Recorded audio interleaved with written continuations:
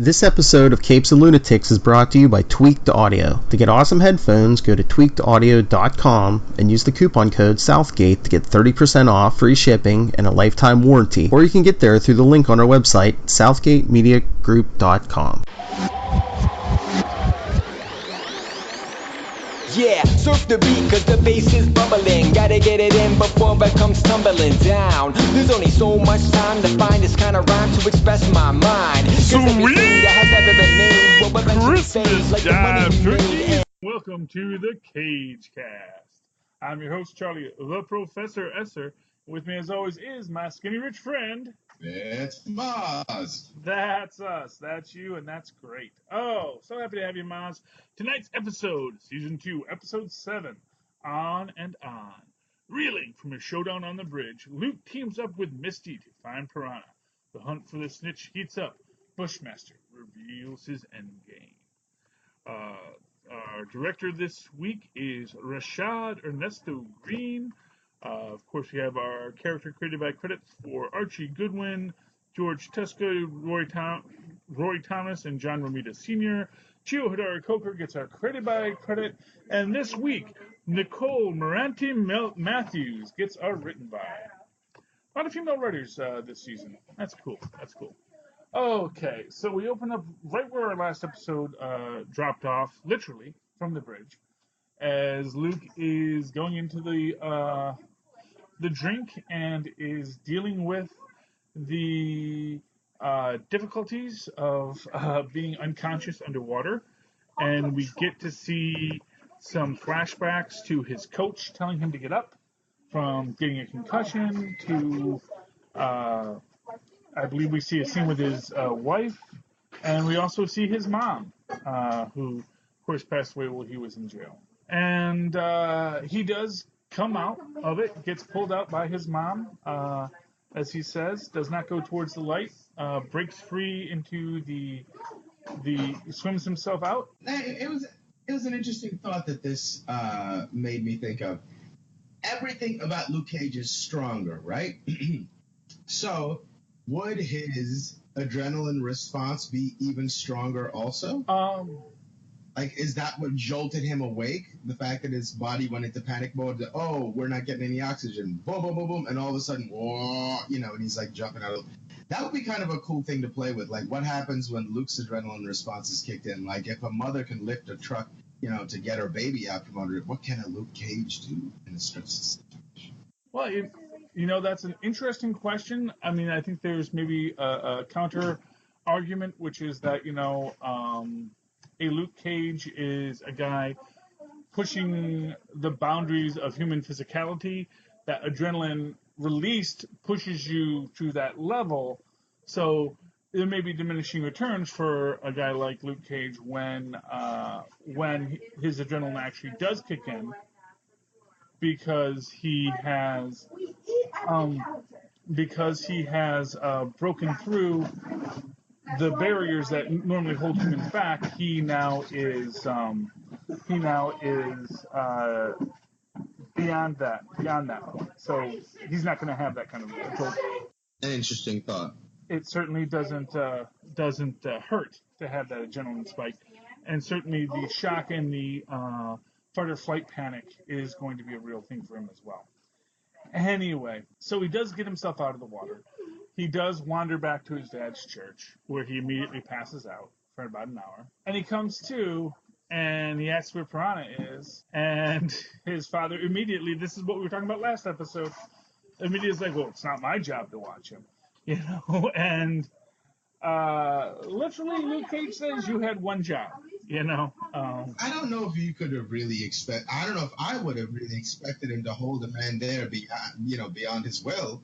No, and truly that is the case, but his reaction to it, which is, it's not my job, rather than saying, I'm sorry, son, I couldn't keep him here. I tried to tell him to stay, but he left almost immediately after you did because, he didn't want to be here, and I couldn't stop him. There was nothing I could do. He doesn't open with that. He opens with, it's not my job. He opens with, it's not my responsibility. He opens up with, I am not my brother's keeper, to put it to you simply. Right, but even in that, it's not a false statement, you know? Well, it's not a false statement, but it's also not a helpful statement. And it's also a statement that's made without recognition of, well, you do have certain responsibilities. That when I left him here, it was expected that you were going to be protecting him, that you were going to be keeping this guy safe for me, helping us, helping me get things organized so I could deal with the Bushmaster situation. And of course, as soon as Piranha leaves, of course, now he's in danger, and of course, probably almost immediately gets picked up by Bushmaster's men. So there was foolishness on both sides, but it is the fact that Piranha essentially didn't have concern, or not Piranha, both Piranha, that Piranha didn't have concern for the danger he was in, and his dad didn't really have the humility to accept that, yes, I was unable to complete the task you set before me. And granted, like I said, he's an old man. Who really could have expected him to stop Piranha if Piranha really wanted to leave? But then you open with that. You don't open with not my job, Like I said, I lost a lot of faith for Luke's father in this episode, and I think Luke lost that same faith for him. I think that they both walked out with that negativity. I feel like there's something to be said for, like, just, it's his fault lies in how he communicates. He doesn't communicate well, but his intentions and what they mean, I think, are still worth note, It's one of these things. Just because he's a bad dad doesn't mean he's not right sometimes. That's sort of the thing. It's like, just because he is not good at his job as a father doesn't mean he's not good at his job as a preacher. That he fails to be a good role model doesn't mean he can't lead a congregation, that he can't give you wisdom and sage advice as a leader of men, even though he is not very good at doing this in his own life. The world is filled with people that are great at giving advice, bad at taking their own. And I think that maybe is a very defining quality of Luke Cage's relationship with his father. Moving right along. We get I'm trying to think of all the great scenes we get. We get a lot of great scenes in this. We get Ridenour presenting to Mariah that he knows a lot of secrets in her family, including, he makes the point of does Tilda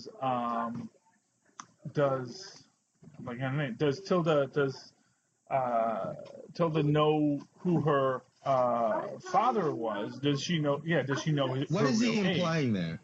Oh, well, that's a big spoiler. I don't know if you want that there.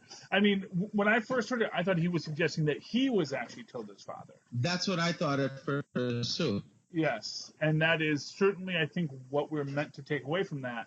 Although, I think there is maybe even a quality to it where he may think that's the case. It's an interesting quality to the story that, maybe maybe the reason Ridenour has this connection to Mariah is because he believes Tilda is his daughter. Right. Other things are revealed later, but I think since we can only see Ridenour's reaction, there's ways you could take it. He may know the truth, or he may be as much in the dark as anyone and just sees this as his responsibility because he does see himself as Tilda's father. But prior to that, he never makes a claim for her, but that could have been because of the complexity of, teenage motherhood and things of that nature. So, there's a lot of story here. Everybody's dealing with daddy issues. Yeah, the story is very biblical. One thing about biblicals is it's very much about families, Any story that's biblical is going to have a lot to deal with families. Anyway, so Luke Cage finds Misty, and they realize they have to go track down Piranha. And Luke Cage realizes that Misty is no longer working for the cops. We also get a nice scene of Misty playing basketball with her new hand. And yes, and her her being asked to come back to the Force by Ridenour, and her basically saying, no, I decided to make my own way through on this, and I do not want to be a part of what you're doing, because you clearly aren't doing this reasonably. You're clearly making bad choices based on your relationship with Mariah. Whether or not he is or is not is up for interpretation, but that is certainly how Mercedes is taking it. Mercedes is taking it as he is not being a good leader, and she does not want to be a part of this. And I think it's very telling that she has the trouble shooting until she tells off Ridenour, then she makes the shot. That it really is just this question of she has to be able to move beyond the being in her head. Right. And the clarity that he gave her in that moment by letting her have the closure of knowing that she maybe made the right decision by walking away from the Force freed her mind up a touch. Yes, I think that is very much the case. Let's see, what else do we got going on in this episode? Oh, we got that great fight scene with Luke and Misty and who's sidekick, you know? That is a great aspect of it. And really, honestly, I think it's a fair cop. I think one of the things we're going to be seeing as the story progresses is I think Misty becomes more and more the person who pushes us forward on the superheroic track, on the becoming the heroes for hire. Oh, that makes sense. I think that Misty is the one that winds up pioneering and leading that. You know, I mean, we don't know exactly where it's going to go, but I mean, I really feel like from the moment that we saw her, you know, crush the steel desk in the interrogation room, it was like, oh, okay, she's realizing she has superpowers now, and she had skills beforehand, but now she's also got this superpowered arm, and that is going to come in handy. You know, so yeah, but yeah, the fight scene, and you do see Luke kind of getting impressed by her ability to really, you know, kick some butt there, and it is really a fun and fascinating display as they're trying to track down Piranha, but of course they realize that they are much too late, much too late, and we get to see a dramatization of how late they are. And the interesting aspect of timelines, because we do see Mariah show Tilda how much money is in their account, and her basically saying, I was doing all of this for you, to have this legacy, and here it is. You know, we're you know, billionaires now, or just really, really rich. And then all of a sudden you see her check back later, and you see the accounts are at zero. You know, and that is the overwhelming quality of it. And we see that now Bushmaster is certainly feeling himself vindicated, as Luke Cage feels himself a failure, because again, he lost. Not only did he lose Piranha, but Piranha is now dead because of that loss. And, you know, Misty's trying to tell him that, you know, look, this happens. You know, people do die in our line of work. This is not a easy transition and easy story to tell.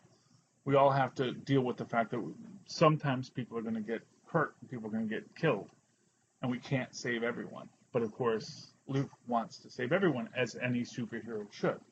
You know, that the minute you start saying some people are going to be gone, you stop worrying so much about. And then, of course, I think we're taken into the resolution of the Shades Comanche situation, the scene where they're having a nice, pleasant Brooklyn brunch. And Shades, of course, says, yeah, you know, I got something to take care of. Why don't you go? And I love that he rats out Sugar. Come on.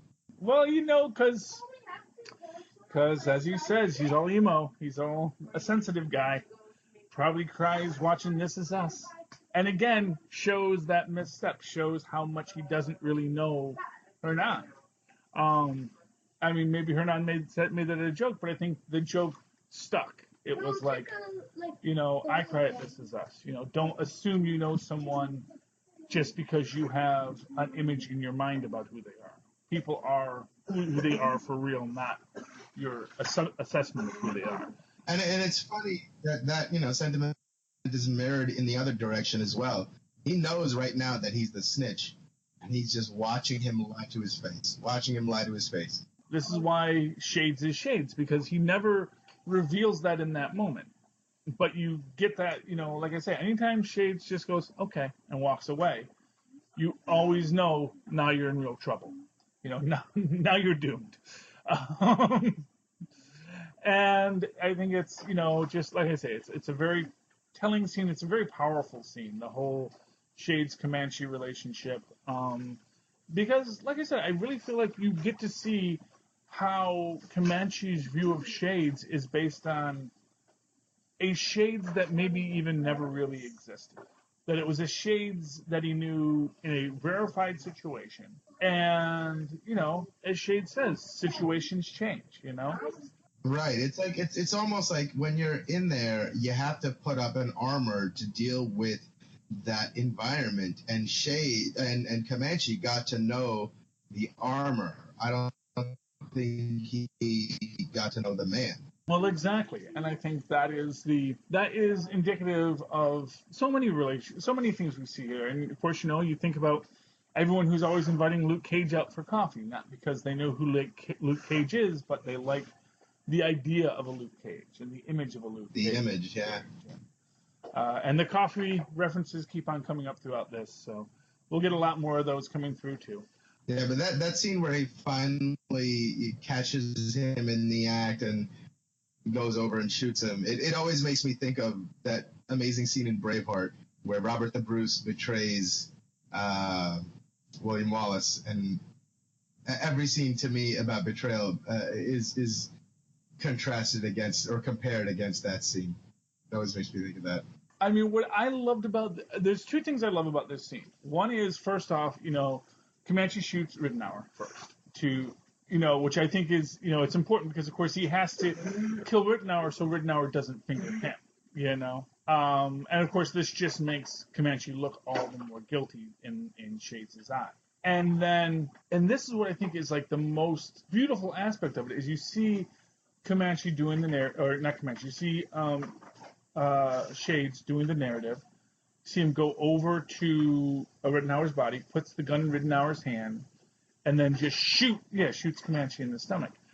And at that point, it is a done deal, except he can't let his friend suffer. And it's like there really was this love there. You just couldn't accept that love as a love of comrades. You wanted this to be something other than what it was, but I really did love you, and I really did want to protect you and have you be by my side throughout all of this. I protected you this whole time, and you have been a snitch, and you've been lying to me.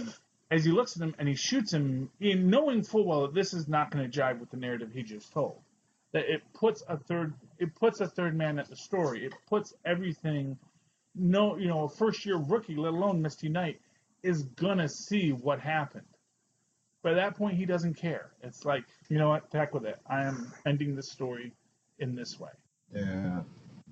I thought it was a really cool, like, you know how, like, every show has to do, like, that one tear falling scene? Like, it was really cool because, like, as he's turning away, the tear falls and you catch it in the air. I thought that was a really, really well done little bit, too.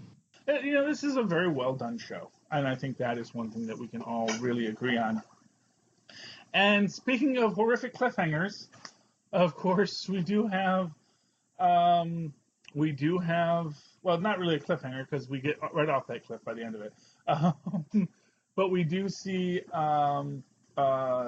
Bushmaster basically, even after he's taken everything from Mariah, and he still can't let it go. And he has that great scene earlier with his uncle as they're getting that suit made by Fancy Dan.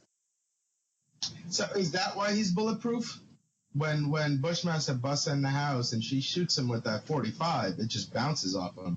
Is that just because he's wearing a special suit? No, they covered that earlier. That's the nightshade.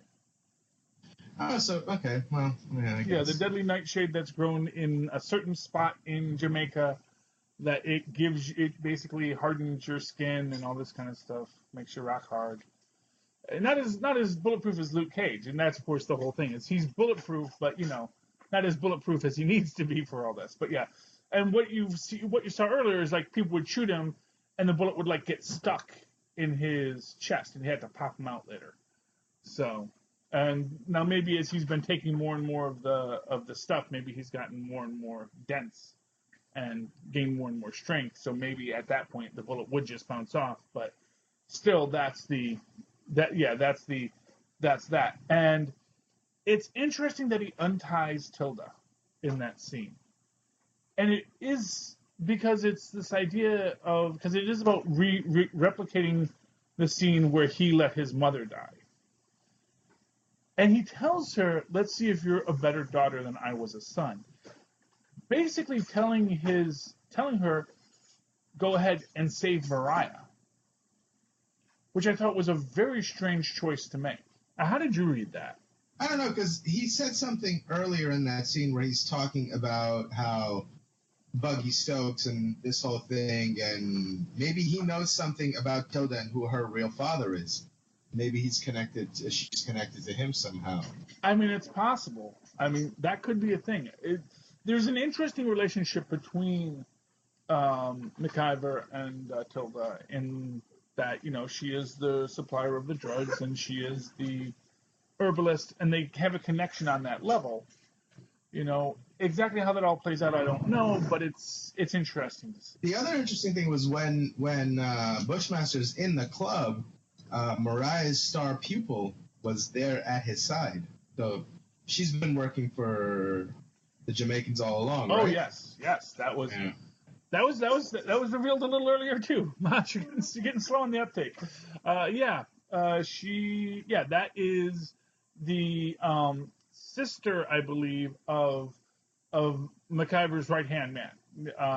Not his uncle, but there's a big guy.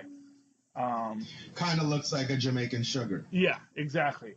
And that is his sister, and then she's been basically feeding information to the Stylers, probably going all the way back to when Nigel was in charge, and that basically, I think that when that might have been the first salvo sent over by Bushmaster to go get a job there. It is all comes up to the brownstone burning, and everything falling apart as as in classic villain style, walks away. Well, we can trust the giant clam to eat Batman and Robin. No need to sit around and watch. Right. But I think it's sort of also in his mind, he likes to destroy the image of someone alongside with them. So whether or not she's dead or not, if she's alive and survives this, in a way, it's even better because it shows it's like the head on a pike. She's still alive, but she doesn't have any of her money. Her house is burned down. Her political career is in flames. And now he owns Harlem's Paradise. So it's also like a victory on the image as well. Yeah. Well, that's a whole other thing. There's some really great legal questions that get addressed nicely in this series about, power of attorney. Well, yeah, exactly what any of this should have been allowed to do. And brilliantly they do address it. There's even a very subtle thing that you don't realize is the case with how things wind up at the very end of the series. But we'll talk about that when we get to the season finale. Okay, and Luke Cage saves Mariah, and she says, "I want to hire you, hero." Right. The other interesting thing was that Jamaican singer was there at the, or unless it was a flash. No, but Tilda saw him. What was that Jamaican singer doing at Harlem's Paradise? Did they just decide to, have a Jamaican singer, or was that already Bushmaster setting up his victory party? No. That was, I think he was just just serendipity that the Jamaican act was booked that night. It's Harlem's Paradise. They get all kinds of acts there, and I think they've had a couple other Jamaican acts playing, or at least reggae acts. That's true. The last couple, might be getting close to Caribbean Day Parade in New York, and you gotta. You gotta plan your schedules accordingly. The Harlem's Paradise is still a going concern as a nightclub. It's not like it's not like the Bada Bing or Vitrioli's pork products where what they really do is not really that's not how they make their money. Right. Harlem's Paradise is Right. still a going concern. It's actually a legitimate club through which they maybe funnel illegitimate funds, but it is actually still very much a legitimate club, and it is meant to be a legitimate club.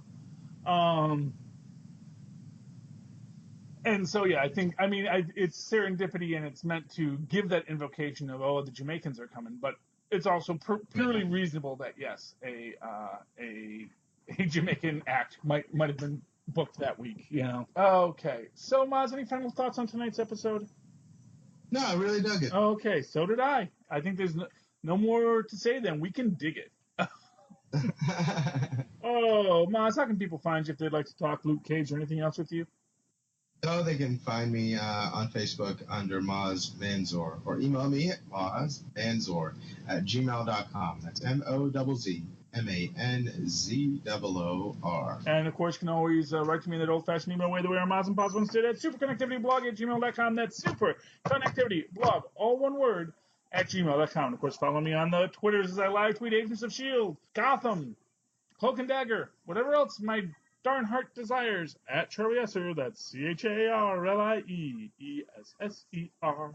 Look for the two E's right there in the middle for quality. Oh, job turkeys, brothers and sisters, aunts and uncles. Thank you for joining us here on the CageCast. Step into the cage again with us next week as we move towards the big season finale. Good night.